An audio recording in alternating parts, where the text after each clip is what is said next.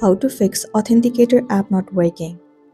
So you might be facing this issue because your application is not up to date.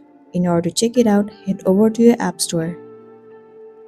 Once you are in here, in the source bar, search for Microsoft Authenticator. And then move into this app. Right here instead of open, if you see the option of update, then your application is not up to date. And this might be the reason that you're having the issue. If that's the case, tap on update and update your app. Once your application is up to date, the next thing you want to do is clear the cache of the application.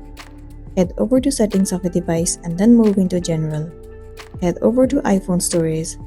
In here, you have to search for the application Microsoft Authenticator. Once you find it, head over to it. Now tap on offload app and then once again click on offload app. It will clear the cache and the storage of the application and make your application run smoothly. It might also fix the issue that you have been facing and then you'll be good to go. If you're still having the issue, then try to uninstall the application and then reinstall it. Most of the time, reinstalling the app has fixed the issue and then you'll be good to go. So that's all for today, and this is simply how you can fix Microsoft Authenticator app not working. Make sure to smash the like button and consider subscribing to our channel. We'll see you in the next one.